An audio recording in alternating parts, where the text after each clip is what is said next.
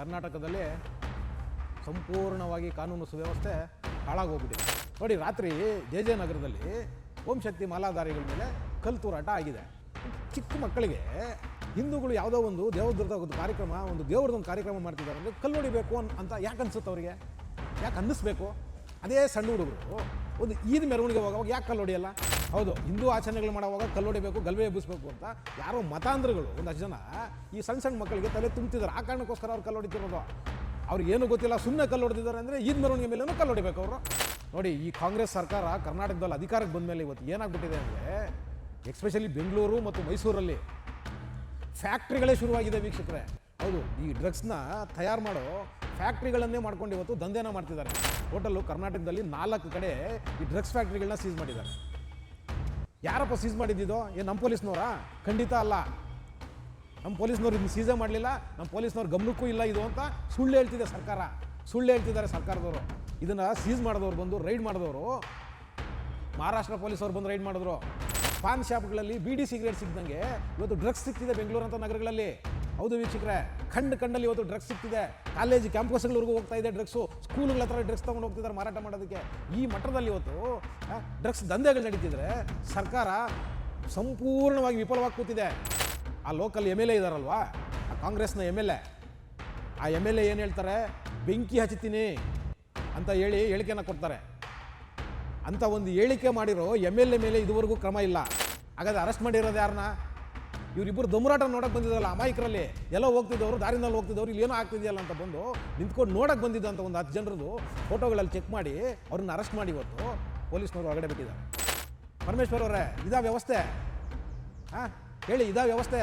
ನಿಮ್ಮ ಮೇಲೆ ಸಂಪೂರ್ಣವಾಗಿ ವಿಶ್ವಾಸ ಹೋಗ್ಬಿಟ್ಟಿದೆ. ಹೌದು, ಕೂಗಿಲು ಲೇಔಟ್ನಲ್ಲಿ 150 ಮನೆ ಮುಸ್ಲಿಮರ ಮನೆಗಳು ಹೊಡೆದಾಕಿದ್ದೀವಿ ಅಂತ ಒಂದೇ ಒಂದು ಕಾರಣ ಇಟ್ಕೊಂಡು ನೀವು ಆ 150 ಜನ ಮುಸಲ್ಮಾನರಿಗೆ ನೀವು ಮನೆಗಳು ಹಂಚಕ್ಕೆ ಹೋದ್ರಲ್ವಾ? ಇದು ಓಲೈಕೆ ಅಂತ ಅನ್ಸಲಿಲ್ವ ನಿಮಗೆ ಪರಮೇಶ್ವರ್ ಸಾಹೇಬ್ರೆ? ಹೇಳಿ. ಈ ಕಾರಣಕ್ಕೋಸ್ಕರ ಇವಾಗ ಜೆ ಜೆ ನಗರದಲ್ಲಿ ಆ ಸಣ್ಣ ಸಣ್ಣ ಹುಡುಗರು ಕಲ್ಲೊಡೆಯೋ ಮಟ್ಟಕ್ಕೆ ಬೆಳೆದಿದ್ದಾರೆ ಇವತ್ತು. ಏನಕ್ಕೆ ಅಂದರೆ ಇಡೀ ಸರ್ಕಾರ ನಮ್ಮ ಪರ ಇದೆ ಅನ್ನೋ ಒಂದು ಆತ್ಮವಿಶ್ವಾಸ ಅವರಲ್ಲಿ ಹುಟ್ಟಿದೆ. TV ವಿಕ್ರಮದ ಪ್ರೀತಿಯ ನೋಡುಗರಿಗೆ ಟ್ಯಾಕ್ಸಿವಾಲಾ ಕಾರ್ಯಕ್ರಮಕ್ಕೆ ಸ್ವಾಗತ. ನಾನು ನಿಮ್ಮ ನರಸಿಂಹಮೂರ್ತಿ. ವೀಕ್ಷಕರೇ, ಕರ್ನಾಟಕದಲ್ಲಿ ಸಂಪೂರ್ಣವಾಗಿ ಕಾನೂನು ಸುವ್ಯವಸ್ಥೆ ಹಾಳಾಗಿ ಹೋಗ್ಬಿಟ್ಟಿದೆ. ನಾನು ಏನಕ್ಕೆ ಇದನ್ನು ಹೇಳ್ತಿದ್ದೀನಿ ಅಂದರೆ, ರಾಜ್ಯದಲ್ಲಿ ಇವತ್ತು ತುಂಬ ಕಡೆ ಕ್ರೈಮ್ಗಳು ನಡೀತಾ ಇದೆ. ನೋಡಿ, ನಿನ್ನೆ ರಾತ್ರಿ ಜೆ ಜೆ ನಗರದಲ್ಲಿ ಈ ಓಂ ಶಕ್ತಿ ಮಾಲಾಧಾರಿಗಳು ಒಂದು ದೇವಿಯ ಉತ್ಸವನ ಮಾಡ್ತಾಯಿದ್ರೆ, ಮೆರವಣಿಗೆನ ಮಾಡ್ತಾಯಿದ್ರೆ, ಮೆರವಣಿಗೆ ಮೇಲೆ ಜೆ ಜೆ ನಗರದಲ್ಲಿ ಒಂದಷ್ಟು ಜನ ಪುಂಡ್ರು ಸೇರ್ಕೊಂಡು ಕಲ್ಲೆಸೆದಿದ್ದಾರೆ. ಒಂದು ಹೆಣ್ಣು ಮಗಳಿಗೆ ಪಾಪ ತಲೆಗೆ ಬಿದ್ದು ತಲೆಗಾಯ ಆಗಿದೆ. ಅದಕ್ಕೋಸ್ಕರ ನಾನು ಹೇಳ್ತಾ ಇದ್ದೀನಿ, ಕರ್ನಾಟಕದಲ್ಲಿ ಸಂಪೂರ್ಣವಾಗಿ ಕಾನೂನು ಸುವ್ಯವಸ್ಥೆ ಹಾಳಾಗೋಗಿದೆ. ಲಾ ಆ್ಯಂಡ್ ಆರ್ಡರ್ ಮೇಂಟೈನೇ ಮಾಡ್ತಾ ಇಲ್ಲ. ಪರಮೇಶ್ವರ್ ಸಾಹೇಬ್ರೆ, ನಿಮ್ಮ ಇಲಾಖೆ ಸಂಪೂರ್ಣವಾಗಿ ನಿಷ್ಕ್ರಿಯ ಆಗೋಗ್ಬಿಟ್ಟಿದೆ. ಹೌದು, ನೀವೇನು ಮಾಡ್ತಿದ್ದೀರ ಅಂತ ನಮ್ಗೆ ಗೊತ್ತಾಗ್ತಿಲ್ಲ. ನೀವು ಏನಾದರೂ ಕೇಳಿದ್ರೆ ನನಗೆ ಗೊತ್ತಿಲ್ಲ, ತಿಳ್ಕೊಂಡು ಹೇಳ್ತೀನಿ, ಆಮೇಲೆ ಹೇಳ್ತೀನಿ, ಈ ಥರದ ಉತ್ತರಗಳನ್ನ ಕೊಟ್ಕೊಂಡು ತಿರುಗ್ತಾ ಇದ್ದೀರಿ. ನಿಮ್ಗೆ ಖಾತೆ ಮೇಲೆ ನಿಮಗೆ ಆಸಕ್ತಿನೇ ಇಲ್ಲ. ಏನಕ್ಕೆ ಇಷ್ಟೆಲ್ಲ ಆಗ್ತಿದೆ ಅಂದರೆ, ಪರಮೇಶ್ವರ್ ಸಾಹೇಬ್ರೆ, ನಿಮ್ಮ ಖಾತೆ ಮೇಲೆ ನಿಮಗೆ ಹಿಡಿತಾ ಇಲ್ಲ. ನಿಮ್ಮ ಖಾತೆನ ಬಹುಶಃ ಯಾರೋ ಬೇರೆಯವರು ಹ್ಯಾಂಡ್ಲ್ ಮಾಡ್ತಿದ್ದಾರೆ ಅಂತ ಅನಿಸುತ್ತೆ ನಮಗೆ.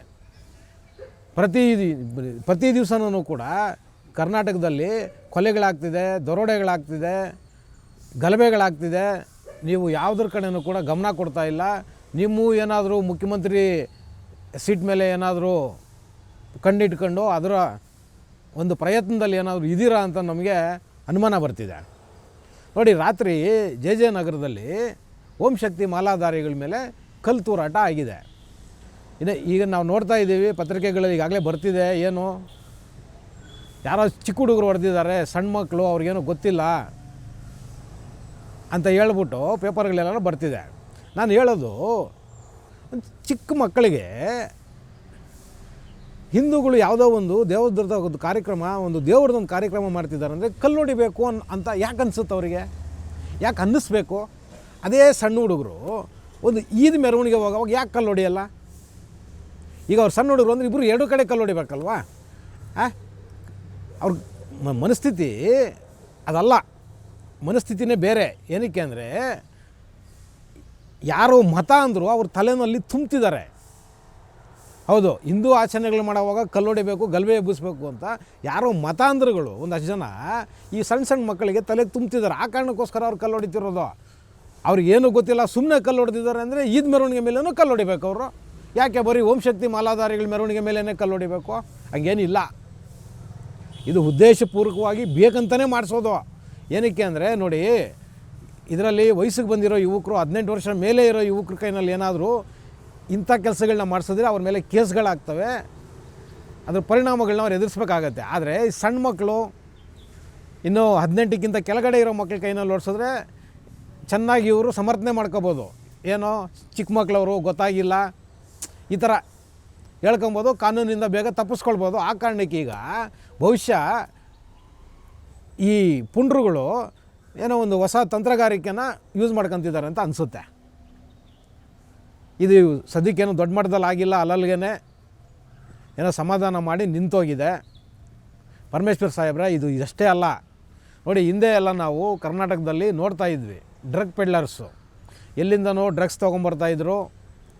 ಕಳ್ತನದಲ್ಲಿ ಯಾರೋ ಶ್ರೀಮಂತರಿಗೆ, ತುಂಬ ಹಣವಂತರಿಗೆ ಇಲ್ಲಿ ಡ್ರಗ್ಸ್ಗಳನ್ನ ಮಾರಾಟ ಮಾಡ್ತಿದ್ರು. ಅದು ತೆರೆಮರೆಯಲ್ಲಿ ನಡ್ಕೊಂಡು ಹೋಗ್ತಾಯಿತ್ತು. ಆದರೆ ನೋಡಿ, ಈ ಕಾಂಗ್ರೆಸ್ ಸರ್ಕಾರ ಕರ್ನಾಟಕದಲ್ಲಿ ಅಧಿಕಾರಕ್ಕೆ ಬಂದ ಮೇಲೆ ಇವತ್ತು ಏನಾಗ್ಬಿಟ್ಟಿದೆ ಅಂದರೆ, ಎಕ್ಸ್ಪೆಷಲಿ ಬೆಂಗಳೂರು ಮತ್ತು ಮೈಸೂರಲ್ಲಿ ಫ್ಯಾಕ್ಟ್ರಿಗಳೇ ಶುರುವಾಗಿದೆ ವೀಕ್ಷಕರೇ. ಹೌದು, ಈ ಡ್ರಗ್ಸ್ನ ತಯಾರು ಮಾಡೋ ಫ್ಯಾಕ್ಟ್ರಿಗಳನ್ನೇ ಮಾಡ್ಕೊಂಡು ಇವತ್ತು ದಂಧೆನ ಮಾಡ್ತಿದ್ದಾರೆ. ನಮ್ಮ ಬೆಂಗಳೂರಲ್ಲೇ 3 ಕಡೆ ರೈಡ್ ಮಾಡಿ 3 ಫ್ಯಾಕ್ಟ್ರಿಗಳನ್ನ ಸೀಸ್ ಮಾಡಿದ್ದಾರೆ. ಮತ್ತು ಮೈಸೂರಲ್ಲೊಂದು. ಟೋಟಲ್ಲು ಕರ್ನಾಟಕದಲ್ಲಿ 4 ಕಡೆ ಈ ಡ್ರಗ್ಸ್ ಫ್ಯಾಕ್ಟ್ರಿಗಳನ್ನ ಸೀಸ್ ಮಾಡಿದ್ದಾರೆ. ಯಾರಪ್ಪ ಸೀಸ್ ಮಾಡಿದ್ದಿದ್ದು? ಏನು ನಮ್ಮ ಪೊಲೀಸ್ನವರಾ? ಖಂಡಿತ ಅಲ್ಲ. ನಮ್ಮ ಪೊಲೀಸ್ನವ್ರು ಇದನ್ನ ಸೀಸೇ ಮಾಡಲಿಲ್ಲ, ನಮ್ಮ ಪೊಲೀಸ್ನವ್ರ ಗಮನಕ್ಕೂ ಇಲ್ಲ ಇದು ಅಂತ ಸುಳ್ಳು ಹೇಳ್ತಿದೆ ಸರ್ಕಾರ. ಸುಳ್ಳು ಹೇಳ್ತಿದ್ದಾರೆ ಸರ್ಕಾರದವರು. ಇದನ್ನು ಸೀಸ್ ಮಾಡಿದವ್ರು ಬಂದು ರೈಡ್ ಮಾಡಿದವರು ಮಹಾರಾಷ್ಟ್ರ ಪೊಲೀಸವ್ರು ಬಂದು ರೈಡ್ ಮಾಡಿದ್ರು. ಮಹಾರಾಷ್ಟ್ರ ಪೊಲೀಸವ್ರಿಗೆ ಇಲ್ಲಿರೋ ಡ್ರಗ್ಸ್ ಫ್ಯಾಕ್ಟ್ರಿ ಬಗ್ಗೆ ಮಾಹಿತಿ ಸಿಗುತ್ತೆ.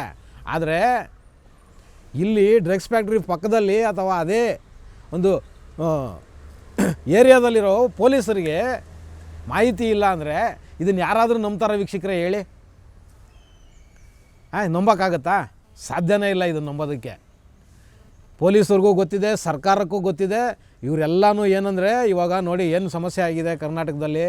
ಈ ರಾಜಕಾರಣಿಗಳಿಗೆ ಎಸ್ಪೆಷಲಿ ಅಭಿವೃದ್ಧಿಗೆ ಮಾಡೋದಕ್ಕೆ ದುಡ್ಡಿಲ್ಲ ಸರ್ಕಾರದಲ್ಲಿ. ಅಭಿವೃದ್ಧಿ ಮಾಡಿಲ್ಲ ಅಂದರೆ ಇವ್ರುಗಳಿಗೆ ದುಡ್ಡು ಸಿಗಲ್ಲ, MLAಗಳಿಗೆ, ಮಿನಿಸ್ಟ್ರುಗಳಿಗೆ. ಅದಕ್ಕೋಸ್ಕರ ಇವತ್ತು ಏನೆಲ್ಲ ಕಾನೂನು ಬಾಹಿರ ಚಟುವಟಿಕೆಗಳಿದೆ ಅದೆಲ್ಲನೂ ಕೂಡ ಹೆಗ್ಗಿಲ್ದಂಗೆ ನಡೀತಾ ಇದೆ. ಹೌದು, ನೀವು ತಗೊಳ್ಳಿ, ಡ್ರಗ್ಸು ಫ್ಯಾಕ್ಟ್ರಿಗಳೇ ಶುರುವಾಗಿದೆ. ವೇಶ್ಯಾವಾಟಿಕೆ, ಇಸ್ಪೀಟ್ ಅಡ್ಡೆಗಳು, ಜೂಜು ಅಡ್ಡೆಗಳು, ನೀವು ನೋಡಿ ಇವೆಲ್ಲ ಹೆಗ್ಗಿಲ್ದಂಗೆ ನಡೀತಿದೆ. ಇದೆಲ್ಲ ಏನಂದರೆ, ಇದೆಲ್ಲ ಕಾನೂನು ಬಾಹಿರವಾಗಿ ಅಧಿಕಾರಿಗಳಿಗೆ ದುಡ್ಡು ಸಿಗುತ್ತೆ. ಅಧಿಕಾರಿಗಳಿಗೆ ದುಡ್ಡು ಸಿಕ್ಕಿದ್ರೆ ಏನಾಗುತ್ತೆ? ರಾಜಕಾರಣಿಗಳಿಗೆ ಹೋಗುತ್ತೆ ಪಾಲದು. ಇದನ್ನು ಯಾರು ತಡಿಬೇಕು? ಒಂದು ಸರ್ಕಾರ ಮತ್ತು ಪೊಲೀಸ್ ಇಲಾಖೆ ತಡಿಬೇಕು. ಆದರೆ ಸರ್ಕಾರದ ಭಾಗವಾಗಿರೋ MLAಗಳಿಗೇನು ಮುಂದಿನ ಚುನಾವಣೆಯಲ್ಲಿ ಗಲ್ಲೆಗೆ ದುಡ್ಡು ಬೇಕು. ಏನಕ್ಕೆ ಅಂದರೆ ಅವ್ರಿಗೆ ಇವಾಗ ಏನೂ ಅಭಿವೃದ್ಧಿ ಆಗ್ತಿಲ್ಲ, ಯಾವುದೋ ಟೆಂಡರ್ಗಳಾಗ್ತಿಲ್ಲ, ಕೆಲಸಗಳು ನಡೀತಿಲ್ಲ, ಕಮಿಷನ್ ಬರಲ್ಲ. ಮತ್ತು ಅವ್ರ ದುಡ್ಡು ಎಲ್ಲಿಂದ ಬರಬೇಕು?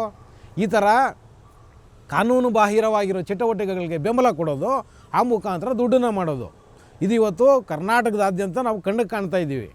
ಇದಕ್ಕೆ ಬಲಿ ಆಗ್ತಿರೋರು ಯಾರು ಹೇಳಿ ವೀಕ್ಷಕರೇ? ಇವತ್ತು ನೋಡು, ಡ್ರಗ್ಸ್ ಇವತ್ತು ಯಾವ ಮಟ್ಟದಲ್ಲಿ ಸಿಗ್ತಾ ಇದೆ ಅಂದರೆ, ಪಾನ್ ಶಾಪ್ಗಳಲ್ಲಿ ಬೀಡಿ ಸಿಗರೇಟ್ ಸಿಗ್ದಂಗೆ ಇವತ್ತು ಡ್ರಗ್ಸ್ ಸಿಗ್ತಿದೆ ಬೆಂಗಳೂರಂಥ ನಗರಗಳಲ್ಲಿ.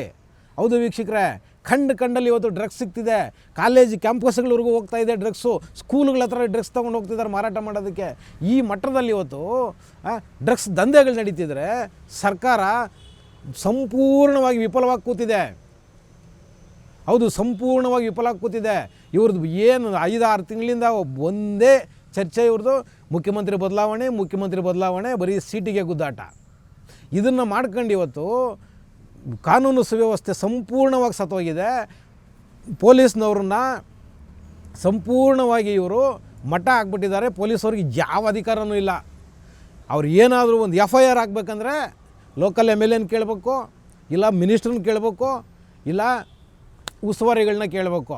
ಪೊಲೀಸ್ನವ್ರು ಯಾವ ತೀರ್ಮಾನನೂ ತಗೊಂಡು ಏನೂ ಆಕ್ಷನ್ಗಳು ತೊಗೊಳಕ್ಕಾಗ್ತಾಯಿಲ್ಲ ಇವತ್ತು ಕ್ರಿಮಿನಲ್ಗಳ ಮೇಲೆ. ಪೊಲೀಸವ್ರು FIR ಯಾವುದಪ್ಪ ಹಾಕೋದು ಅಂದರೆ ಯಾವ ಸಣ್ಣ ಪುಟ್ಟ ಯಾವ ಪೊಲಿಟಿಕಲ್ ಏನು ಇನ್ಫ್ಲೂಯೆನ್ಸು ಇಲ್ಲದೆ ಇರೋ ಅಂಥವ್ರ ಮೇಲೆ ಒಂದಷ್ಟು FIRಗಳು ಹಾಕ್ಕೊಂಡು ಅವ್ರೇನೋ ಕೆಲಸ ಮಾಡ್ಕೊಂಡು ಹೋಗ್ತಿದ್ದಾರೆ. ಆದರೆ ನಿಜವಾಗ್ಲೂ ಕ್ರಿಮಿನಲ್ನ ಅರೆಸ್ಟ್ ಮಾಡಿದಾಗ, ಕ್ರಿಮಿನಲ್ಗಳನ್ನ ಹಿಡ್ಕೊಂಬಂದಾಗ ಇವು ಸ್ವಯಂ ಪ್ರೇರಿತವಾಗಿ ಇವರು FIRಗಳನ್ನೇ ಹಾಕೋಕ್ಕಾಗ್ತಿಲ್ಲ, ಅವ್ರ ಮೇಲೆ ಕಾನೂನು ಕ್ರಮನೇ ಜರುಗಿಸೋಕ್ಕಾಗ್ತಿಲ್ಲ. ಏನಕ್ಕೆ ಅಂದರೆ ಒತ್ತಡ, ರಾಜಕೀಯ ಒತ್ತಡಗಳು. ಮತ್ತು ನೀವು ತಗೊಳ್ಳಿ, ಈಗ ಬಳ್ಳಾರಿನಲ್ಲಿ ತಗೊಳ್ಳಿ, ಬಳ್ಳಾರಿನಲ್ಲಿ ಏನಾಯಿತು, 2 ಕುಟುಂಬಗಳ ಮಧ್ಯನ ವೈಷಮ್ಯಕ್ಕೆ ಒಬ್ಬ ಅಮಾಯಕ ಯುವಕ ಬಲಿಯಾದ. ಹೌದು, ಒಂದು ಅಮಾಯಕ ಯುವಕನ ಬಲಿ ತೊಗೊಂಡ್ರು. ಆದರೆ ದುರ್ದೈವವಶ ಏನಪ್ಪ ಅಂದರೆ ಒಂದು 25-30 ಹೆಚ್ಚು ಕಮ್ಮಿ ಒಂದು 50 ಜನರನ್ನು ಅರೆಸ್ಟ್ ಮಾಡಿದ್ದಾರೆ. ವೀಕ್ಷಕರೇ, ಒಂದು 50 ಜನರನ್ನ ಜನಾರ್ದನ್ ರೆಡ್ಡಿ ಕಡೆ ಮತ್ತು ಇನ್ನೊಬ್ಬ MLA, ಕಾಂಗ್ರೆಸ್ MLA ಅವ್ರ ಕಡೆ, ಇಬ್ಬರು ಕಡೆನೂ ಸೇರಿ ಒಂದು 50 ಜನರವರೆಗೂ ಇದುವರೆಗೂ ಅರೆಸ್ಟ್ ಮಾಡಿದ್ದಾರೆ. ಆದರೆ ಒಂದು ದುರ್ದೈವ ಏನಪ್ಪ ಇಲ್ಲಿ ಅಂದರೆ, ಯಾರು ಈ ಗಲಭೆಗೆ ಪ್ರಚೋದನೆ ಕೊಟ್ಟರು ಆ ಲೋಕಲ್ MLA ಇದ್ದಾರಲ್ವ, ಆ ಕಾಂಗ್ರೆಸ್ನ MLA, ಆ MLA ಏನು ಹೇಳ್ತಾರೆ, ಬೆಂಕಿ ಹಚ್ಚುತ್ತೀನಿ ಅಂತ ಹೇಳಿ ಹೇಳಿಕೆಯನ್ನು ಕೊಡ್ತಾರೆ. ಅಂಥ ಒಂದು ಹೇಳಿಕೆ ಮಾಡಿರೋ MLA ಮೇಲೆ ಇದುವರೆಗೂ ಕ್ರಮ ಇಲ್ಲ. ಆಮೇಲೆ ಆ MLA ಇಟ್ಕೊಂಡಿದ್ದ ಗನ್ಮ್ಯಾನ್ಗಳ ಮೇಲೆ ಇದುವರೆಗೂ FIR ಆಗಿಲ್ಲ. ನಿಜವಾಗ್ಲೂ ಯಾರು ಗುಂಡಾರಿಸಿದ್ದು? ಆ ಗನ್ಮ್ಯಾನ್ಗಳು ಗುಂಡಾರಿಸಿದ್ದು. FIR ಆಗಿಲ್ಲ. ಹಾಗಾದ್ರೆ ಅರೆಸ್ಟ್ ಮಾಡಿರೋದು ಯಾರನ್ನ? ಇವರಿಬ್ಬರು ದೊಂಬರಾಟ ನೋಡೋಕೆ ಬಂದಿದ್ರಲ್ಲ ಅಮಾಯಕರಲ್ಲಿ, ಎಲ್ಲೋ ಹೋಗ್ತಿದ್ದವರು, ದಾರಿನಲ್ಲಿ ಹೋಗ್ತಿದ್ದವ್ರು, ಇಲ್ಲಿ ಏನೋ ಆಗ್ತಿದೆಯಲ್ಲ ಅಂತ ಬಂದು ನಿಂತ್ಕೊಂಡು ನೋಡೋಕೆ ಬಂದಿದ್ದಂಥ ಒಂದು 10 ಜನರದು ಫೋಟೋಗಳಲ್ಲಿ ಚೆಕ್ ಮಾಡಿ ಅವ್ರನ್ನ ಅರೆಸ್ಟ್ ಮಾಡಿ ಇವತ್ತು ಪೊಲೀಸ್ನವರು ಹೊರಗಡೆ ಬಿಟ್ಟಿದ್ದಾರೆ. ನಿಜವಾಗ್ಲೂ ಅರೆಸ್ಟ್ ಆಗಬೇಕಾಗಿದ್ದು ಯಾರು ಈ ಗಲಭೆಗೆ ಪ್ರಚೋದನೆ ಕೊಟ್ಟಿದ್ದು ಯಾರು? ಅವ್ರು ಅರೆಸ್ಟ್ ಆಗಬೇಕಲ್ವಾ? ಇಲ್ಲ. ಏನಕ್ಕೆ ಅಂದರೆ ಅವರೆಲ್ಲ ಕಾಂಗ್ರೆಸ್ನವರು. ಹೌದು, ಕಾಂಗ್ರೆಸ್ನವರು. ಅದಕ್ಕೋಸ್ಕರ ಅರೆಸ್ಟ್ ಮಾಡಿಲ್ಲ. ಗನ್ಮ್ಯಾನ್ಗಳ ಮೇಲೆ FIR ಆಗಿಲ್ಲ. ಅವ್ರು ತಪ್ಪು ಮಾಡಿದಾರೋ ಸರಿ ಮಾಡಿದಾರೋ ಆಮೇಲೇನು ವಿಚಾರ ಸ್ವಾಮಿ. ಆದರೆ ಒಂದು FIR ಇಲ್ವಲ್ಲ ಇದುವರೆಗೂ. ಕರೆಯೋದಂತೆ, ವಿಚಾರಣೆ ಮಾಡೋದಂತೆ, ಮನೆಗೆ ಕಳಿಸೋದಂತೆ. ಪರಮೇಶ್ವರ್ ಅವರೇ, ಇದಾ ವ್ಯವಸ್ಥೆ? ಹೇಳಿ, ಇದಾ ವ್ಯವಸ್ಥೆ? ನಿಮ್ಮ ಮೇಲೆ ಸಂಪೂರ್ಣವಾಗಿ ವಿಶ್ವಾಸ ಹೋಗ್ಬಿಟ್ಟಿದೆ. ಹೌದು, ನಿಮ್ಮ ಸರ್ಕಾರದಲ್ಲಿ ನಿಮ್ಮ ಶಾಸಕರು, ನಿಮ್ಮ ಸಚಿವರುಗಳು ಯಾವುದೇ ಆರೋಪ ಅಥವಾ ಅಪರಾಧಗಳನ್ನ ಮಾಡಿದಾಗ ನೀವು ಯಾವ ಕ್ರಮನೂ ಜರುಗಿಸಲ್ಲ. ಹೌದು, ನೀವು ಯಾವ ಕ್ರಮನೂ ಜರುಗಿಸಲ್ಲ. ತಪ್ಪು ಮಾಡಿದರೂ ಕೂಡ ಪೊಲೀಸವ್ರ ಮೇಲೆ ಒತ್ತಡಗಳನ್ನ ಹಾಕಿ ಅವ್ರ ಮೇಲೆ ಬಿ ರಿಪೋರ್ಟ್ ಹಾಕಿಸ್ತೀರಿ ನೀವು. ಅದಕ್ಕೊಂದು ಒಳ್ಳೆ ಉದಾಹರಣೆನೂ ಹೇಳ್ತೀನಿ ನಾನು. ನಿಮ್ಮ ಹಿಂದಿನ ಸರ್ಕಾರ 13ರಿಂದ 18ರವರೆಗೂ ಇದ್ರಲ್ಲ ನೀವು, ಆವಾಗ ನೀವೇನು ಮಾಡಿದ್ರಿ? ವಿನಯ್ ಕುಲಕರ್ಣಿ ಕೇಸನ್ನು ನೀವು ಇದನ್ನೇ ಮಾಡಿದ್ದು. ವಿನಯ್ ಕುಲಕರ್ಣಿ ಕೇಸಲ್ಲಿ ನೀವೇನು ಮಾಡಿದ್ರಿ? ಒಂದು ಮರ್ಡರ್ ಕೇಸಲ್ಲಿ ವಿನಯ್ ಕುಲಕರ್ಣಿ ಅವ್ರ ಹೆಸರಿದ್ದಾಗ ನೀವನ್ನ ಖುಲಾಸೆ ಮಾಡಿ ಬಿ ರಿಪೋರ್ಟ್ ಹಾಕ್ಸಿದ್ರಿ. ಹೌದು, ನೀವು ಅಪರಾಧಿಗಳಿಗೆ, ಆರೋಪಿಗಳಿಗೆ ನೀವು ಸಪೋರ್ಟ್ ಮಾಡಿದ್ರಿ ನಿಮ್ಮ ಸರ್ಕಾರದವರು, ಪೊಲೀಸವ್ರಿಗೆ ಹೇಳ್ಬಿಟ್ಟು. ಆದರೆ ಇವತ್ತು ವಿನಯ್ ಕುಲಕರ್ಣಿ ಎಲ್ಲಿದ್ದಾರೆ? ಆಮೇಲೆ ಬಂದಿದ್ದ ಸರ್ಕಾರ, ಯಡಿಯೂರಪ್ಪನವ್ರ ಸರ್ಕಾರ ವಿನಯ್ ಕುಲಕರ್ಣಿ ಪ್ರಕರಣನ CBIಗೆ ಕೊಡ್ತು. CBIಗೆ ಪ್ರಕರಣ ಕೊಟ್ಟ ಮೇಲೆ ಏನಾಯಿತು? ವಿನಯ್ ಕುಲಕರ್ಣಿ ಎಲ್ಲಿದ್ದಾರೆ? ಇವಾಗ ಜೈಲಲ್ಲಿ ಮುದ್ದೆ ಮುರಿತಿದ್ದಾರೆ. ಹೇಳಿ ಪರಮೇಶ್ವರ್ ಅವರೇ, ಇದು ನೀವು ಮಾಡ್ತಾ ಇರೋದು ಅಲ್ವಾ? ಮತ್ತು ಇವಾಗ ನೋಡಿ, ಅಲ್ಲೇನು ಆ JJ ನಗರದಲ್ಲಿ ನೆನ್ನೆ ರಾತ್ರಿ ಏನು ಕಲ್ತೂರಾಟ ಆಗಿದೆಯಲ್ವಾ, ಇದು ನಿಮ್ಮ ವೈಯಕ್ತಿಕ, ನಿಮ್ಮ ಸ್ವಯಂಕೃತ ಅಪರಾಧ ಅಂತ ಅನ್ಸೋದಿಲ್ವಾ ಪರಮೇಶ್ವರ್ ಸಾಹೇಬ್ರೆ? ಖಂಡಿತ ನಿಮ್ಮ ಸ್ವಯಂಕೃತ ಅಪರಾಧದಿಂದನೇ ಇವೆಲ್ಲ ಆಗ್ತಿರೋದು. ಏನಕ್ಕೆ ಅಂದರೆ ನೀವು ಮಾಡ್ತಾಯಿರೋ ಅಬ್ಯೂಸ್ಮೆಂಟು, ನೀವು ಮಾಡ್ತಾಯಿರೋ ಮುಸಲ್ಮಾನರ ಓಲೈಕೆಯಿಂದ ಇವತ್ತು ಇಷ್ಟೆಲ್ಲ ನಡೀತಾ ಇದೆ. ಹೌದು, ಕೂಗಿಲು ಲೇಔಟ್ನಲ್ಲಿ 150 ಮನೆ ಮುಸ್ಲಿಮರ ಮನೆಗಳು ಹೊಡೆದಾಕಿದ್ದೀವಿ ಅಂತ ಒಂದೇ ಒಂದು ಕಾರಣ ಇಟ್ಕೊಂಡು ನೀವು ಆ 150 ಜನ ಮುಸಲ್ಮಾನರಿಗೆ ನೀವು ಮನೆಗಳು ಹಂಚಕ್ಕೆ ಹೋದ್ರಲ್ವಾ? ಇದು ಓಲೈಕೆ ಅಂತ ಅನಿಸ್ಲಿಲ್ವ ನಿಮಗೆ ಪರಮೇಶ್ವರ್ ಸಾಹೇಬ್ರೆ? ಹೇಳಿ. ಈ ಕಾರಣಕ್ಕೋಸ್ಕರ ಇವಾಗ JJ ನಗರದಲ್ಲಿ ಆ ಸಣ್ಣ ಹುಡುಗರು ಕಲ್ಲೊಡೆಯೋ ಮಟ್ಟಕ್ಕೆ ಬೆಳೆದಿದ್ದಾರೆ ಇವತ್ತು. ಏನಕ್ಕೆ ಅಂದರೆ ಇಡೀ ಸರ್ಕಾರ ನಮ್ಮ ಪರ ಇದೆ ಅನ್ನೋ ಒಂದು ಆತ್ಮವಿಶ್ವಾಸ ಅವರಲ್ಲಿ ಹುಟ್ಟಿದೆ ಅಲ್ವಾ? ಅದಕ್ಕೆ ಅಲ್ವಾ? ಹೌದು, ಆ ಕಾರಣಕ್ಕೋಸ್ಕರನೇ ಇದೆಲ್ಲ ನಡೀತಿರೋದು. ಮತ್ತು ಕಾಡುಗೊಂಡಳ್ಳಿನಲ್ಲಿ ಆ ನಿಮ್ಮದೇ MLA ಅಖಂಡ ಶ್ರೀನಿವಾಸ ಮೂರ್ತಿ ಮನೆಗೆ ಬೆಂಕಿ ಹಚ್ಚಿದ್ರಲ್ಲ ಪರಮೇಶ್ವರ್ ಅವರೇ, ಬೆಂಕಿ ಹಚ್ಚಿದ್ರಲ್ಲ, ಆ ಕೇಸಲ್ಲಿ ಅರೆಸ್ಟ್ ಆಗಿದ್ದವರಿಗೆ ನಿಮ್ಮದೇ MLA, ಈಗಿನ ಮಂತ್ರಿಗಳು ಸ್ವತಃ ತಾವೇ ತಮ್ಮ ಸ್ವಂತ ಹಣನ ಖರ್ಚು ಮಾಡಿ ಆ ಬೆಂಕಿ ಹಚ್ಚಿದ್ದವ್ರನ್ನ ಬೇಲಗಳು ಕೊಟ್ಟು ಹೊರಗಡೆ ಕರ್ಕೊಂಬಂದು ಅವ್ರಿಗೆ ಸನ್ಮಾನ ಮಾಡಿ ಅವ್ರ ಜೀವನ ಮಾಡೋದಕ್ಕೆ ಖರ್ಚಿಗೆ ದುಡ್ಡೂ ಕೊಡ್ತಾರೆ ಅಂತ ಹೇಳಿದ್ರೆ ಆ ಜೆ ನಗರದಲ್ಲಿ ಕಳ್ಳು ಹೊಡಿದ್ರೆ ಇನ್ನೇನು ಹೂವು ಎಳಿತಾರೆ? ಹಾಂ ಹೇಳ್ರಿ ಪರಮೇಶ್ವರ್ ಅವರೇ, ಏನು ಹೂವು ಹಾಕ್ತಾರೇನ್ರಿ? ಹಾಂ ಒಂದು ಸರ್ಕಾರನೇ ಅವ್ರ ಪರ ನಿಂತಿದೆ ಅಂತ ಅವ್ರಿಗೆ ಧೈರ್ಯ ಬಂದರೆ ಮತ್ತು ಇನ್ನು ಅವ್ರು ಕಲ್ಲು ಹಾಕ್ದಿರಾ ಬಾಂಬ್ ಹಾಕ್ದಿರಾ ಇನ್ನೇನು ಅವ್ರೇನು ಹೂವು ಹಾಕ್ತಾರೇನ್ರಿ? ಹಾಂ ಎದುರುಗಡೆ ಇರೋ ಧರ್ಮದವ್ರ ಮೇಲೆ ಹೇಳ್ರಿ ಪರಮೇಶ್ವರ್ ಅವರೇ, ನೀವು ತುಂಬ ಓದ್ಕೊಂಡಿರೋರು, ನೀವು ಡಾಕ್ಟ್ರ್ ಬೇರೆ. ಹಾಂ ಈ ಸಣ್ಣ ಸೂಕ್ಷ್ಮತೆ ನಿಮಗೆ ಅರ್ಥ ಆಗ್ತಾ ಇಲ್ವಾ ಪರಮೇಶ್ವರ್ ಸಾಹೇಬ್ರೆ? ಹೇಳಿ. ನಿಮಗೆ ಆಸಕ್ತಿ ಇಲ್ಲ ಅಂದರೆ ದಯಮಾಡಿ ರಾಜೀನಾಮೆ ಕೊಡಿ, ದಯವಿಟ್ಟು ರಾಜೀನಾಮೆ ಕೊಡಿ. ನೀವು ನಿಮ್ಮ ಇಲಾಖೆನ ನಿಮಗೆ ನಡ್ಸೋಕ್ಕಾಗ್ತಿಲ್ಲ. ನಿಮ್ಮ ಇಲಾಖೆ ಬಹುಶಃ ಯಾರೋ ಬೇರೆಯವರು ಹ್ಯಾಂಡಲ್ ಮಾಡ್ತಿದ್ದಾರೆ. ಹಾಗಾಗಿ ಇವತ್ತು ಕಾನೂನು ಸುವ್ಯವಸ್ಥೆ ಸಂಪೂರ್ಣವಾಗಿ ಸತ್ತೋಗಿದೆ. ಆಡಗಲಲ್ಲಿ ಕೊಲೆಗಳಾಗ್ತಿದೆ ಕರ್ನಾಟಕದಲ್ಲಿ. ಆ ಕಾರಣಕ್ಕೋಸ್ಕರ ಹೇಳ್ತಾ ಇದ್ದೀನಿ ಪರಮೇಶ್ವರ್ ಸಾಹೇಬ್ರೆ, ದಯವಿಟ್ಟು ನೀವು ರಾಜೀನಾಮೆ ಕೊಟ್ಟು ಆರಾಮಾಗಿ ಮನೆಯಲ್ಲಿರಿ. ನೀವು ತುಂಬ ವ್ಯಾಪಾರಸ್ಥರು, ನಮಗೆ ಗೊತ್ತಿದೆ, ನಿಮ್ದು ಒಳ್ಳೊಳ್ಳೆ ಬಿಸ್ನೆಸ್ಗಳಿದೆ, ಆರಾಮಾಗಿ ನೋಡ್ಕೊಂಡಿರಿ. ನಿಮ್ಗೆ ಯಾಕೆ ಬೇಕು ಹೇಳಿ? ಹಾಂ ನಿಮಗೆ ಬೇಕಾಗಿಲ್ಲ, ಬಿಟ್ಬಿಡಿ. ಯಾಕೆಂದರೆ ಜನ ಶಾಂತಿಯಿಂದ ಬದುಕಬೇಕಿಲ್ಲಿ. ಆ ಕಾರಣಕ್ಕೋಸ್ಕರ ಹೇಳ್ತಿದ್ದೀನಿ. ನೀವು 5 ಭಾಗ್ಯಗಳು ಕೊಟ್ಟಿರೋದು ನಮ್ಗೆ ಇಂಪಾರ್ಟೆಂಟ್ ಅಲ್ಲ. ನಮ್ಮ ಹೆಣ್ಮಕ್ಳು ರಾತ್ರಿ ಸುರಕ್ಷಿತವಾಗಿ ಮನೆಗೆ ಬರಬೇಕು. ಅದು ಆಗಬೇಕು ಅಂದರೆ ಪೊಲೀಸ್ನವರು 24 ಗಂಟೆ ಆ್ಯಕ್ಟಿವ್ ಇರಬೇಕು. ಆದರೆ ಇವತ್ತು ನೀವು ಅವ್ರ ಕೆಲಸ ಮಾಡೋಕ್ಕಾಗದೇ ಇರೋ ಸ್ಥಿತಿನ ಪೊಲೀಸ್ ಇಲಾಖೆಯಲ್ಲಿ ತಂದಿಕ್ಕಿದ್ದೀರಿ ನೀವು. ಆ ಕಾರಣಕ್ಕೋಸ್ಕರ ಪರಮೇಶ್ವರ್ ಅವರೇ, ದಯವಿಟ್ಟು ನೀವು ರಾಜೀನಾಮೆನ ಕೊಡಿ. ರಾಜೀನಾಮೆನ ಕೊಟ್ಟು ನಿಮ್ಮ ಖಾತೆನ ಯಾರಾದರೂ ಬೇರೆಯವ್ರು ವಹಿಸ್ಕೊಳ್ಳಿ, ಯಾರಾದರೂ ಆಸಕ್ತಿ ಇರೋರು ವಹಿಸ್ಕೊಳ್ಳಿ. ಅದಕ್ಕೋಸ್ಕರ ಹೇಳ್ತಾ ಇದ್ದೀನಿ, ದಯವಿಟ್ಟು ಇದನ್ನು ಸರಿ ಮಾಡಿ ಅಂತ ಹೇಳುವುದರ ಮುಖಾಂತರ ಇವತ್ತಿನ ಟ್ಯಾಕ್ಸಿವಾಲಾ ಕಾರ್ಯಕ್ರಮನ ಮುಗಿಸ್ತಾ ಇದ್ದೀನಿ. ಶೇರ್ ಮಾಡಿ, ಸಬ್ಸ್ಕ್ರೈಬ್ ಮಾಡಿ, ಲೈಕ್ ಮಾಡಿ, ಹೆಚ್ಚೆಚ್ಚು ಶೇರ್ ಮಾಡುವುದರ ಮುಖಾಂತರ ನಮ್ಮನ್ನು ಪ್ರೋತ್ಸಾಹಿಸ್ತೀರಿ. ಟಿವಿ ವಿಕ್ರಮ, ದೇಶ ನಿಮ್ಮ ಕೈಯಲ್ಲಿ. ಈ ಕಾರ್ಯಕ್ರಮ ನಿಮಗೆ ಇಷ್ಟ ಆಗಿದ್ದಲ್ಲಿ ಲೈಕ್, ಶೇರ್ ಹಾಗೂ ಕಮೆಂಟ್ ಮಾಡಿ. ಟಿವಿ ವಿಕ್ರಮದ ಕಾರ್ಯಕ್ರಮಗಳನ್ನು ನಿರಂತರವಾಗಿ ವೀಕ್ಷಿಸಲು ಸಬ್ಸ್ಕ್ರೈಬ್ ಮಾಡಿ, ಬೆಲ್ ಐಕನ್ ಒತ್ತಿ.